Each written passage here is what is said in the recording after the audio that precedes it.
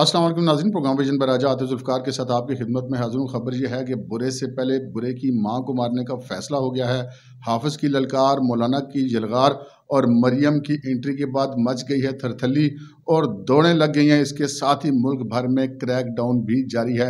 बहुत अहम तफसीलात आपके साथ शेयर करूँगा, मगर इससे पहले कि अपने प्रोग्राम को आगे बढ़ाएं, आपसे गुजारिश है कि अगर अभी तक आपने हमारा चैनल सब्सक्राइब नहीं किया तो प्लीज़ कर लीजिए। साथ ही बेल आइकन भी दबा दीजिए ताकि जो ही हमारा कोई नया प्रोग्राम अपलोड होता है तो उसका नोटिफिकेशन फौरी तौर पर आपको मौसूल हो सके। प्रोग्राम का बाकायदा आगाज़ करते हैं नाज़रीन। पिछले खबरों को छोड़ते हैं, आगे बढ़ते हैं। आज की ताज़ा तरीन डेवलपमेंट्स क्या हैं, अंदरून खाना क्या स्टोरीज चल रही हैं, ये आपके साथ शेयर करते हैं। सबसे पहली खबर तो ये शेयर करते हैं कि जनाब एक मर्सिडीज़ का बड़ा शोर मचा हुआ है कि वो मर्सिडीज़ जो थी, इमरान खान को मर्सिडीज़ में सुप्रीम कोर्ट लाया गया है। एड्डा प्रोटोकॉल, इतना प्यार, इतनी उल्फत, ये क्या चक्कर था, ये मर्सिडीज़ में क्यों लाया गया? बाकी तमाम सियासतदानों को तो या कैदियों वाली वैनों में लाया ले जाया जाता है, या अगर कोई बहुत ज़्यादा सिक्योरिटी का इशू तो बख्तरबंद गाड़ी में लाया ले जाया जाता है।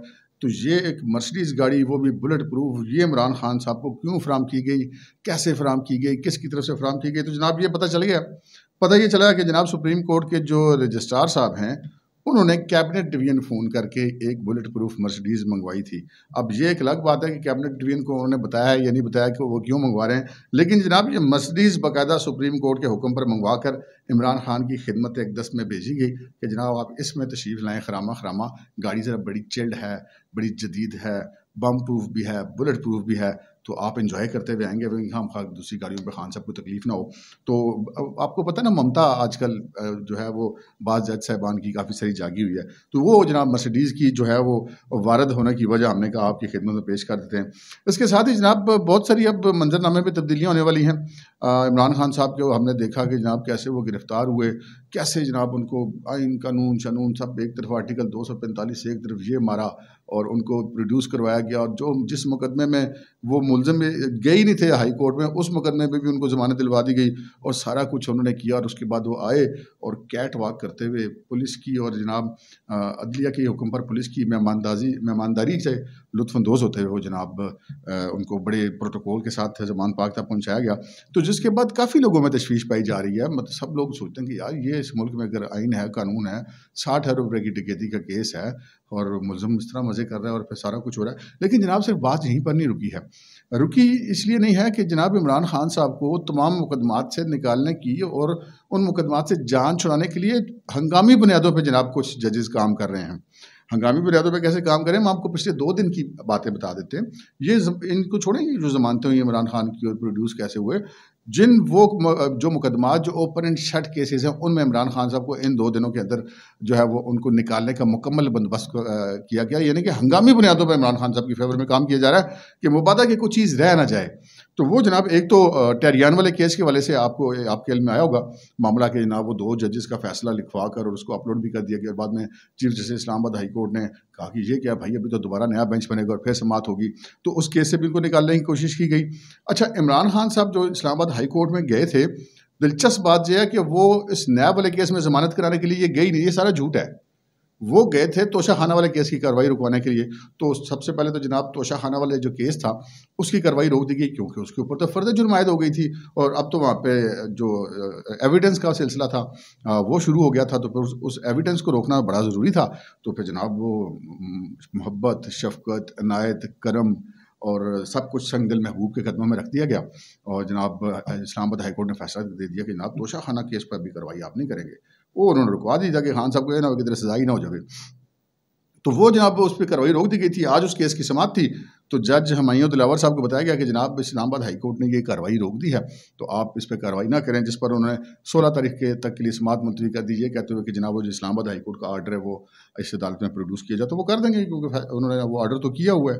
इसके साथ ही इंतहाई तेज़ रफ्तारी से ये भी हुआ कि जनाब वो जो इमरान खान साहब के ख़िलाफ़ और बुशरा बीबी के ख़िलाफ़ इद्दत वाला केस था जिसमें निकाह खान से लेके गवाहान तक सब लोगों ने गवाही दे दी कि इमरान खान साहब और बुशरा बीबी गोडे क्या बल्कि नाक तक उसमें धांस चुके हुए थे और किसी भी वक्त उनको सज़ा हो जानी थी। उस केस में जनाब उनको बरी कर दिया गया। कैसे बरी किया गया देखें जनाब। और ये दरख्वास्त जो थी उनकी इद्दत वाली, इसको कहा गया कि जी ये हमारा दायरा इख्तियार नहीं, क्योंकि केस के मेरिट पर अगर जाते तो फिर तो बचने का कोई चांस नहीं था। तो फिर ये जज साहब ने पतली गली पकड़ी और निकल लिए और कहा कि जनाब ये केस जो है ये मेरे दायरा इख्तियार में नहीं आता क्योंकि ये निकाह हुआ था लाहौर में। तो अच्छा, ये लाहौर में निकाह हुआ था, अगर इमरान खान साहब को सज़ा होनी है तो इस्लामाबाद की अदालत का दायरा इख्तियार नहीं बनता।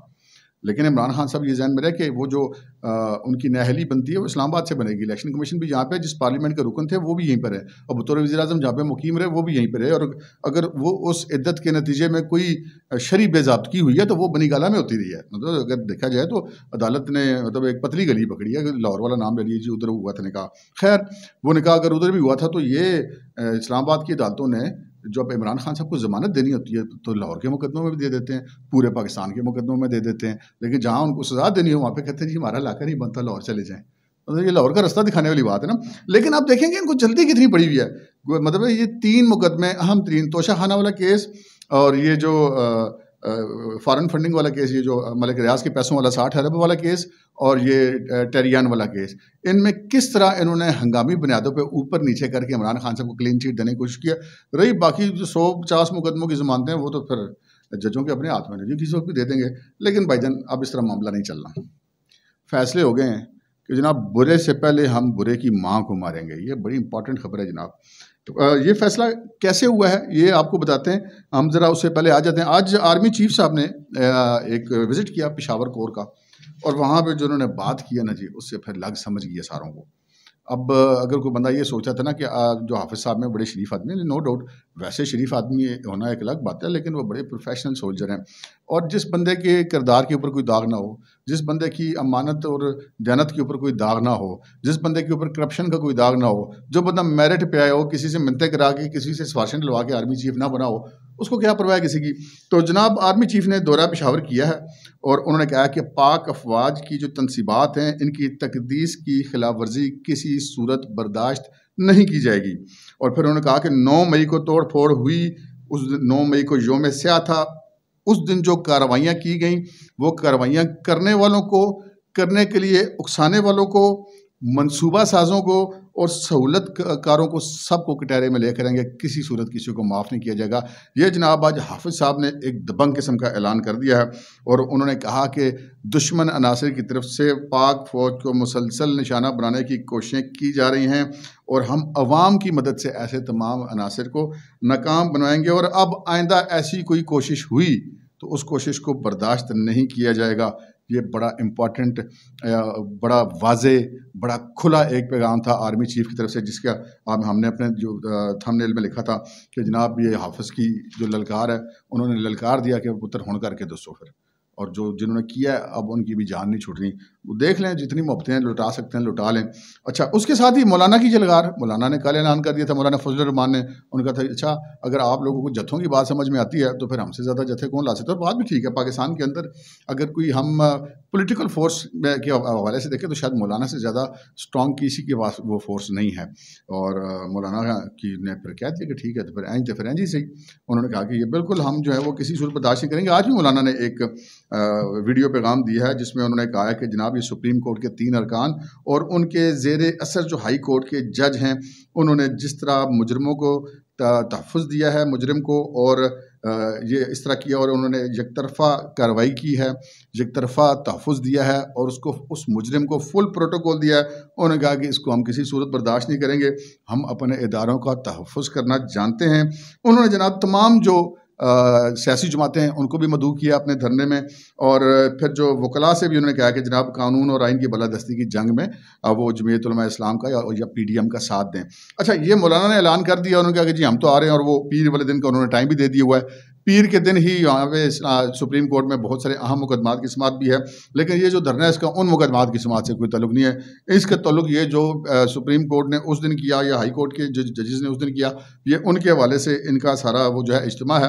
انہوں نے کہا کہ اب یہاں سے آپ اندازہ کر لیجیے کہ اگر یہ 300-400 لوگ جو ہیں وہ اگر انتشار پھیلاتے ہیں اور ان ججوں کی ٹانگیں کانپنا شروع ہو جاتی ہے, اور وہ کہتے ہیں نہیں آؤ جناب آ جاؤ, تو جب 60-70 ہزار 1 لاکھ بندہ آگے بیٹھ جائے گا تو پھر انہوں نے کدھر جانا ہے. اچھا وہ اندر تھلی بھی پڑی ہوئی ہے, وہ کانپیں بھی ٹانگ گئی ہیں, یہ بھی آپ کو خبر دیتے ہیں. لیکن پہلے مولانا کی بات ہم مکمل کر لیں تو انہوں نے کہا ہے کہ جناب تمام جماعتوں کو بھی مدعو کیا, اور انہوں نے کہا ہے کہ انصار الاسلام کے رضاکار بھی وہ بھی یہاں پر موجود ہوں گے ان کے دھرنے کے اندر.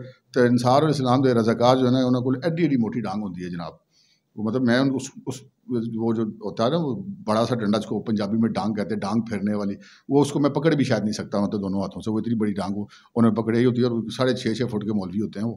تو برحال وہ ایک مولانا صاحب نے کہہ دیا کہ تنگ آمد بجنگ آمد مولانا نے اعلان کر دیا، اور مولانا کے جو فالوورز ہیں وہ بڑے ڈسپلن ہیں.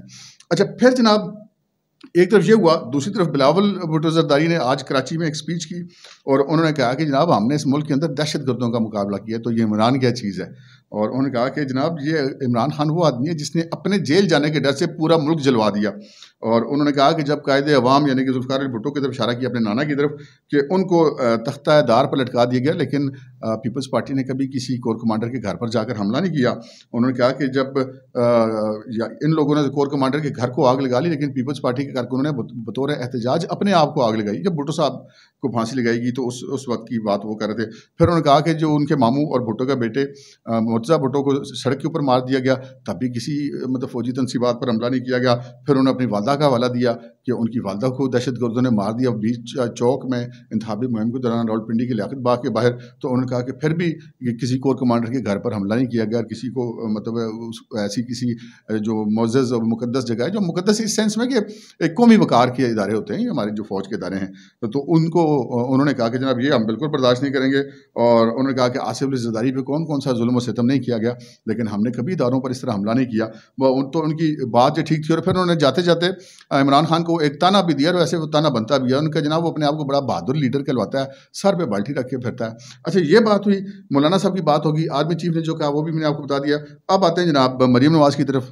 اچھا یہ بات پہلے سے چل رہی تھی کہ یہ جو دھرنا ہوگا اس میں مریم نواز اگر خود آ کے شریک ہوتی ہیں تو اس سے ایک الگ میسج جائے گا، کیونکہ پی ڈی ایم کے اندر ہم دیکھیں تو سب سے اگر کوئی بڑی جماعت ہے تو وہ پاکستان مسلم لیگ نون ہے، اور نواز شریف صاحب تو باہر ہیں، شہباز شریف صاحب جو پارٹی کے صدر ہیں وہ تو وزیر اعظم ہیں، تو وہ تو آ کے دھرنا نہیں دیں گے نا وزیر اعظم صاحب.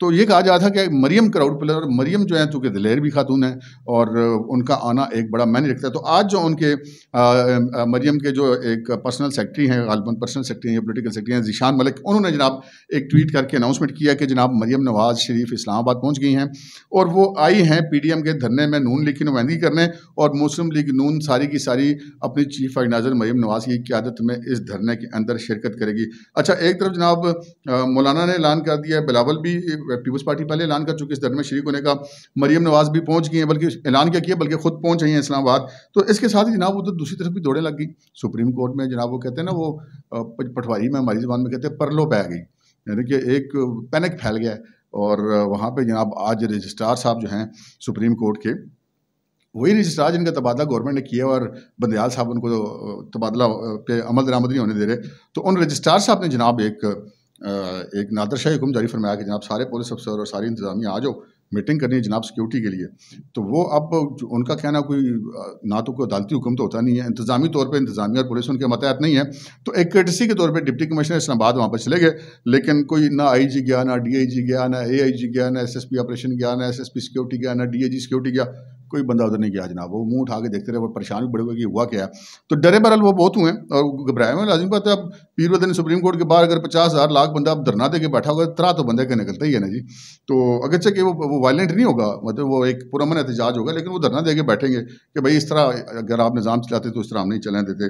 تو پھر رجسٹرار سپریم کورٹ نے پھر اپنے اختیارات سے ایک دفعہ تجاوز کیا اور ڈپٹی کمشنر اسلام آباد کو ایک حکم جاری فرمایا اور کہا کہ جناب فول پروف سیکیورٹی پلان بنایا جائے اور یہاں پہ تمام سیکیورٹی ڈپلائی کی جائے، پولیس ڈپلائی کی جائے. اور انہوں نے سخت تشویش کا اظہار کیا کہ ہم نے پولیس والوں کو بلایا تو پولیس والے آئے کیوں نہیں.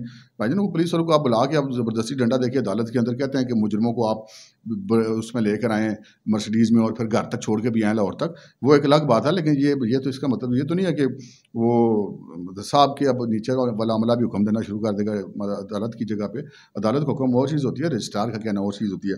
تو جناب یہ دوڑیں لگی ہوئی ہیں اور پھر جناب ملک گیر آپریشن بھی جاری ہے، کریک ڈاؤن بھی ہو رہا ہے. تمام تر لوگوں کی شناخت ہوگی ہے جنہوں نے جی ایچ کیو پہ حملہ کیا، جنہوں نے کور کمانڈر ہاؤس پہ حملہ کیا، جنہوں نے پشاور میں بدامنی کی. ملک کے جس جگہ پہ بھی جو بدامنی کی گئی تھی تمام لوگوں کو ریکارڈ لے لیا گیا ہے. نادرا سے ریکارڈ لے لیا گیا ہے، بہت سارے لوگ اٹھا لیے گئے ہیں، بہت ساری گرفتاریاں بھی مزید کی جانی ہیں. راجہ بشارت کے گھر میں بھی گزشتہ رات ایک بہت بڑا چھاپا پڑا، لیکن وہ بھائی صاحب کہیں چھپے ہوئے ہیں. اور سنا ہے کہ وہ آف دی ریکارڈ ترلے ترلے نہیں جی میں نہیں سن. جناب تسی ایسو تسی آپ اکسا کے لے آئے ہو سارے سب کو، یعنی کہ راجہ بشارت صاحب خود اکسا کے لائے تھے پریس کلب سے. تو وہ सारा कुछ अब ये चल रहा है जनाब। और इसके साथ ही जो खबरें मैंने आपसे अर्ज़ की थी कि अब वो जो बुरे से पहले बुरे की मां को मारने का फैसला हुआ है। इमरान खान साहब ठीक है, ज़मानतें जितनी मर्जी दे दें, वो टोकरियां भर के दे दें, बल्कि अदालतें अगर चाहें ना तो वो किसी प्रिंटिंग प्रेस से अपने अदालती अहकामात के ब्लैंक आर्डर करके नीचे साइन लगा के स्टैम्प करके दे दें, ज़मानतें इमरान खान को भी दे दें, सारी पार्टी को दे दें, इमरान खान ने फिर भी नहीं बचना। ये मैं आपको बता रहा हूँ नाज़रीन, ये जो इस वक्त आपको सूरत हाल नज़र आ रही है, ये इस सारी कहानी का एक रुख है। दूसरा रुख शुरू हो रहा है आज से जनाब एक काम शुरू हो गया है। ये जितने लोग हैं ना, ये जो इमरान खान साहब की मोहब्बत में मरे जाते हैं अदलिया के अंदर बैठे हुए, उन तमाम का तमाम रिकॉर्ड इकट्ठा कर लिया गया है। कौन सा किसका रिश्तेदार है, कौन किसकी फूफी का बेटा है, कौन किसका दामाद है, कौन किसका ससुर है, उनकी कॉलें, उनकी टेप्स, तमाम चीज़ें इकट्ठी कर ली गई हैं। और एक एक बंदे पर अलग अलग काम हो रहा है कि भाई साहब आइन और कानून पे रहो, अपने दायरे से बाहर मत निकलो। तो ये आपको इंशाल्लाह नज़र आएगा। ये 3-4 दिन है, इन 3-4 दिनों के बाद आपको हालात बदलते हुए नज़र आएंगे और 20 तारीख तक ये इम्कान ज़ाहिर किया जा सकता है। एक तवक्को है, एक इम्कान है, एक तखमीना है, एक अंदाज़ा है कि 20 तारीख के बाद आपको हालात बिल्कुल बदले हुए नज़र आएंगे। और वो वक्त भी दूर नहीं है कि जब आपको ये महसूस होगा कि इस मुल्क में कोई भी इमरान खान की ज़मानत लेने के लिए तैयार नहीं है। अब तक के लिए इतना ही, इजाज़त दीजिए, अल्लाह हाफ़िज़।